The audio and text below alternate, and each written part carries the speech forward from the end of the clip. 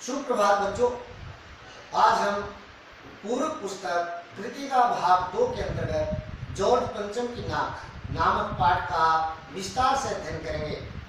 आप सबने ध्यान से समझना है।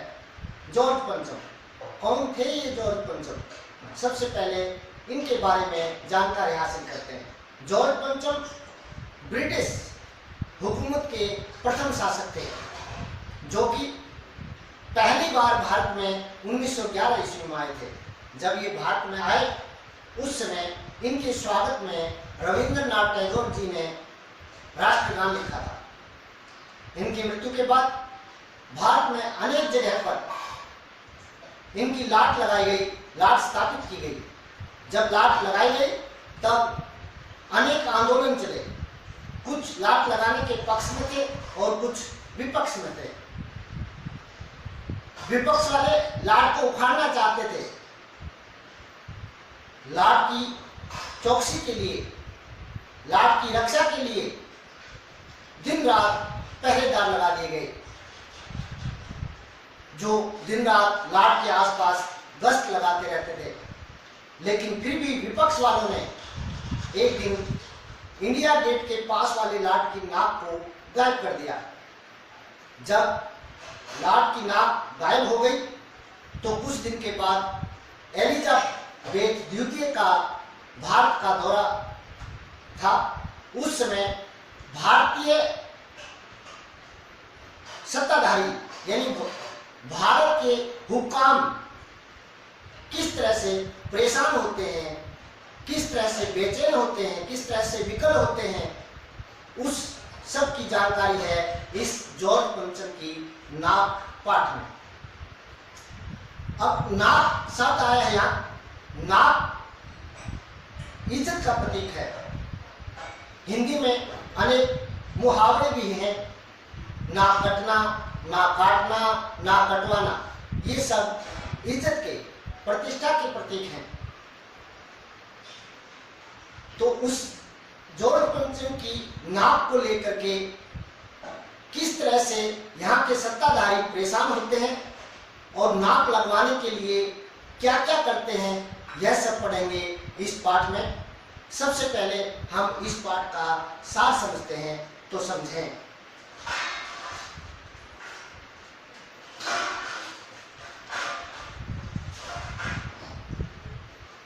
हमारे समाज में नाक इज्जत का प्रतीक मानी जाती है। इतना ही नहीं, नाक से जुड़े अनेक मुहावरे भी हिंदी में प्रचलित हैं, जिनमें नाक कटना, नाक काटना, नाक कटवाना, नाक न रह जाना प्रमुख हैं।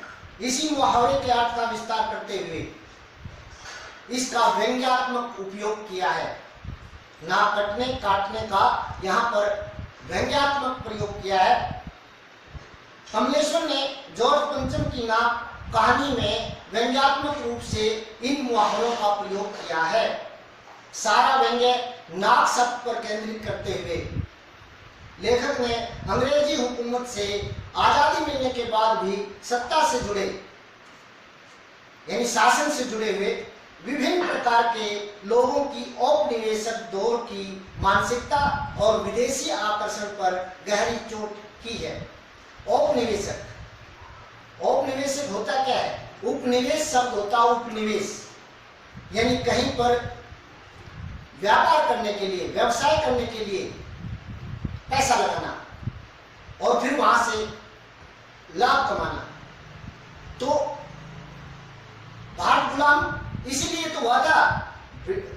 अंग्रेज भारत में उपनिवेश करने के लिए आए थे, व्यापार करने के लिए आए थे, और फिर वे भारत के ही होकर यानी भारत को उन्होंने उस व्यापार के माध्यम से अपना बना लिया। वह थी वो औपनिवेशिक मानसिकता और विदेशी आकर्षण। किस तरह से अपने दिखावे से उन्होंने भारतवासियों को अपनी तरफ आकर्षित किया। अपने कथ्य में सफल यह कहानी पत्रकारिता की सार्थकता को तो रेखांकित करती ही है, साथ ही व्यावसायिक पत्रकारिता के विरुद्ध भी खड़ी दिखाई देती है। यानी ऐसी पत्रकारिता जो व्यवसाय को बढ़ावा देती है, उस के विरुद्ध खड़ी दिखाई देती है। कथाकार के साथ साथ कमलेश्वर का सफल पत्रकार का रूप भी यहाँ देखा जा सकता है। कमलेश्वर जी कथाकार तो थे ही, कथाकार के साथ साथ वे एक सफल पत्रकार भी थे। यह भी हमें इस पाठ से पता चलता है। अब समझेंगे पाठ को विस्तार से।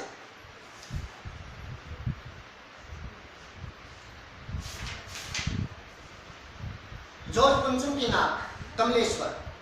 यह बात उस समय की है जब इंग्लैंड की रानी एलिजाबेथ द्वितीय अपने पति के हिंदुस्तान पधारने वाली थी। अखबारों में उनकी चर्चा हो रही थी। रोज लंदन के अखबारों से खबरें आ रही थी कि शाही दौरे के लिए कैसी कैसी तैयारियां हो रही हैं। रानी एलिजाबेथ का दर्जी परेशान था कि हिंदुस्तान, पाकिस्तान और नेपाल के दौरे पर रानी कब क्या पहनेगी। उनका सेक्रेटरी होता है सचिव, उनका सेक्रेटरी यानी सचिव और शायद जासूस भी उनके पहले ही इस महाद्वीप का तूफानी दौरा करने वाला था। यानी रानी एलिजाबेथ के भारत आने से पहले उनका जो निजी सचिव होता है, सेक्रेटरी होता है या जासूस कहें, वह भारत में निरीक्षण करने के लिए, तैयारियों को देखने के लिए आने वाला था। आखिर कोई मजाक तो था नहीं। जमाना चूंकि नया था, फौज फाटे के साथ निकलने के दिन बीत चुके थे, इसलिए फोटोग्राफरों की फौज तैयार हो रही थी।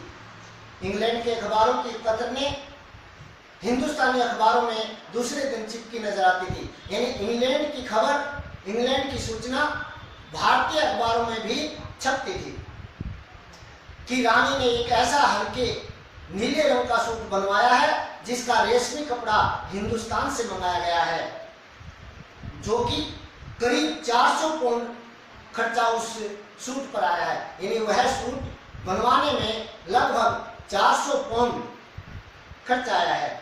रानी एलिजाबेथ की जन्म पत्री भी छपी, प्रिंस फिलिप के कारनामे छपे, और तो और उनके नौकरों, बावर्चियों, खानसामों, अंगरक्षकों की पूरी जीवनियां देखने में आई। नौकर, बावर्ची और खानसाम ये दोनों रसोई होते हैं, यानी रसोईया अर्थ है इनका। अंगरक्षक, बॉडीगार्ड की पूरी जीवनियां देखने में आई। शाही महल में रहने और पलने वाले कुत्तों तक की तस्वीरें अखबारों में छप गई। बड़ी धूम थी, बड़ा शोर शराबा था, शंख इंग्लैंड में बज रहा था, गूंज हिंदुस्तान में आ रही थी। यानी वहां की सारी बातें भारतीय अखबारों के माध्यम से लोगों तक पहुंच रही थी। इन खबरों से हिंदुस्तान में सनसनी फैल रही थी। राजधानी में तहलका मचा हुआ था। तहलका में शोर शराबा। जो रानी 5,000 रुपए का रेशमी सूट पहनकर पालम के हवाई अड्डे पर उतरेगी, उसके लिए कुछ तो होना ही चाहिए। उस समय 5,000 रुपए बहुत ज्यादा होते थे। कभी जो रानी 5,000 रुपए का सूट पहन करके भारत में आएगी तो उसके लिए भारत में कुछ तो नया अवश्य होना चाहिए, और वह नया दिखाने के लिए भारतीय सरकार, भारत के हुक्काम क्या क्या करते हैं वो समझते हैं हम। कुछ क्या, बहुत कुछ होना चाहिए, जिसके बावर्ची पहले महायुद्ध में जान हथेली पर लेकर लड़ चुके हैं। बावर्ची, रसोइये, जिसके रसोइये भी महायुद्ध के अंदर लड़ाई कर चुके हैं, उसकी शान शौकत के क्या कहने। और वही रानी दिल्ली आ रही है। नई दिल्ली में अपनी तरफ देखा और बेसाख्ता मुख से निकल गया। बेसाख्ता होता है अचानक, स्वाभाविक रूप से जो बात अचानक मुंह से निकल जाती है उसे बेसाख्ता कहते हैं। वह आए हमारे घर, खुदा की रहमत, कह के रानी एलिजाबेथ हमारे घर आए, यह तो खुदा की कृपा है, दया है। कभी हम उनको कभी अपने घर को देखते हैं और देखते देखते नई दिल्ली का काया पलट होने लगा।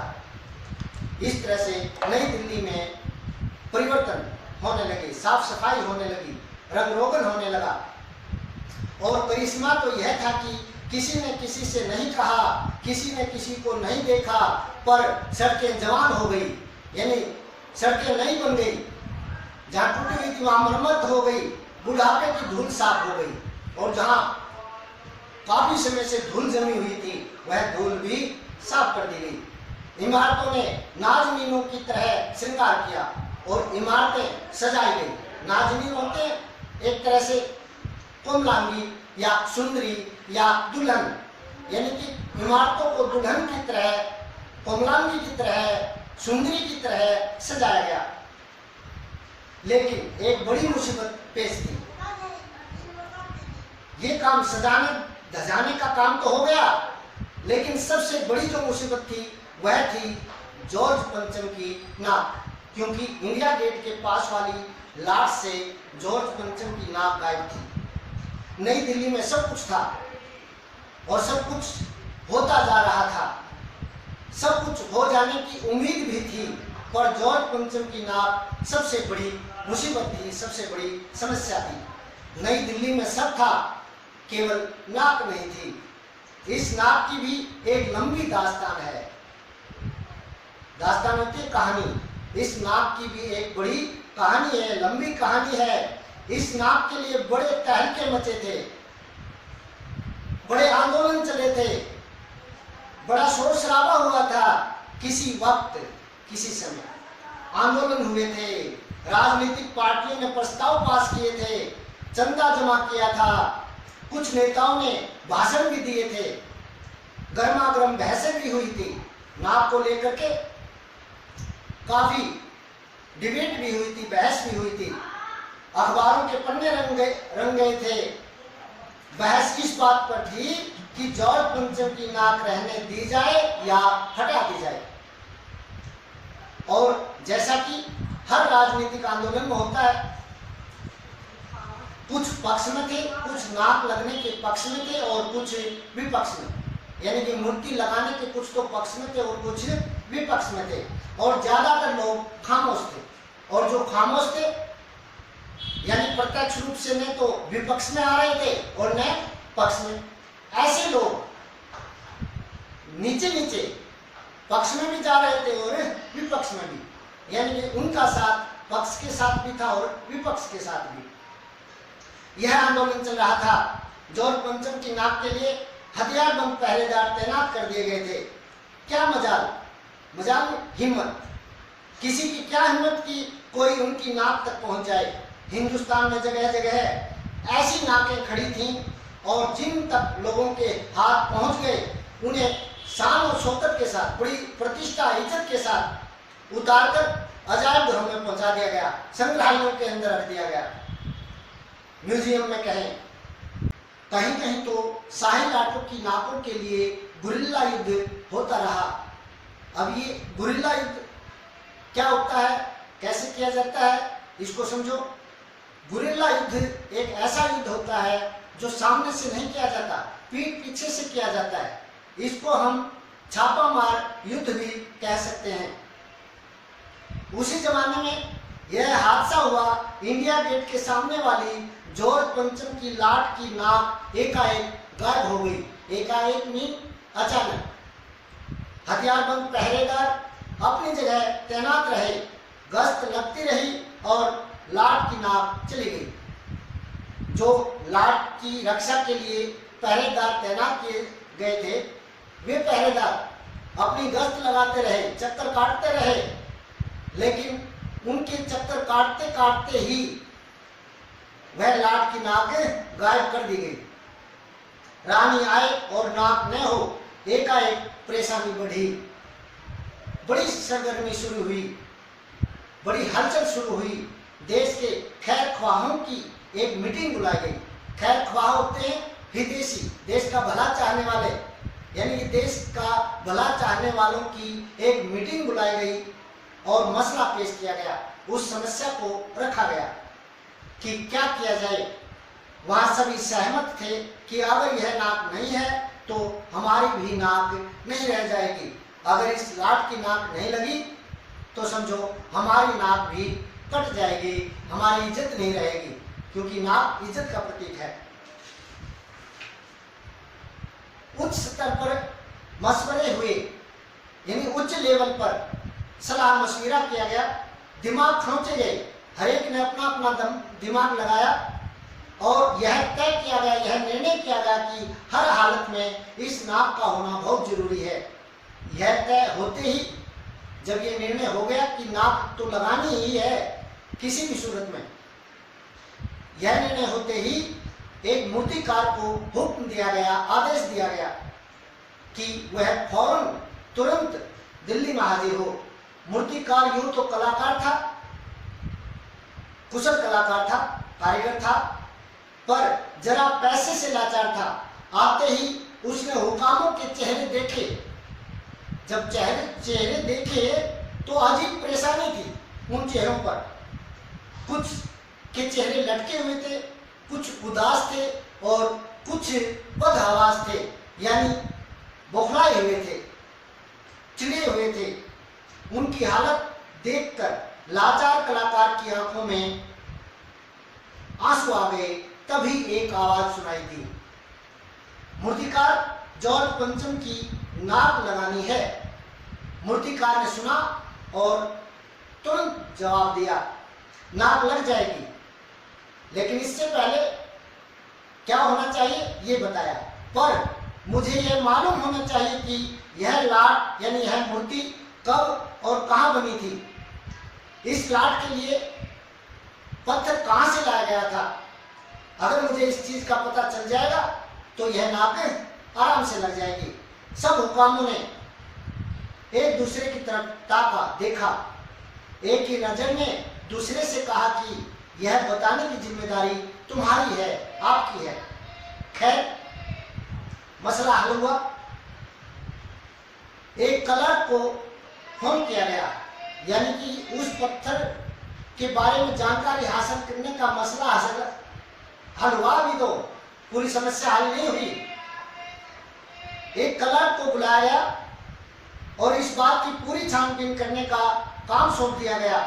पुरातत्व विभाग की फाइलों के पेट चीरे गए, यानी सभी फाइलें चेक की गई, उनका निरीक्षण किया गया, पर कुछ भी पता नहीं चला। क्लर्क ने लौटकर वापस आकर कमेटी के सामने कांपते हुए बयान दिया। कहा, सर, मेरी खता माफ हो, मेरी गलती माफ हो।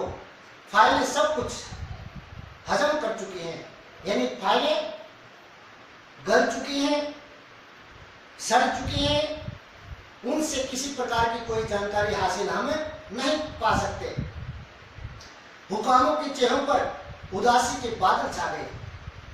पहले कुछ रौनक आई कि हाँ, अभी पता चल जाएगा फाइलों से कि यह पत्र कहां से लाया गया, लेकिन जब क्लर्क ने वापस आकर के मना कर दिया कि महोदय, फाइलें गल चुकी हैं, सड़ चुकी हैं, उनसे इस प्रकार की कोई जानकारी हासिल नहीं हुई, तो फिर से उन हुकामों के चेहरों पर उदासी छा गई। एक खास कमेटी बनाई गई और उसके जिम्मे यह काम दे दिया गया कि कौन सा काम, जैसे भी हो यह काम होना है और इस नाक का दारोमदार आप पर है, यानी इस नाक लगवाने की या इसके पत्थर के बारे में जानकारी हासिल करने की पूरी जिम्मेदारी आपकी है। इसका पूरा का पूरा कार्यभार आप पर है।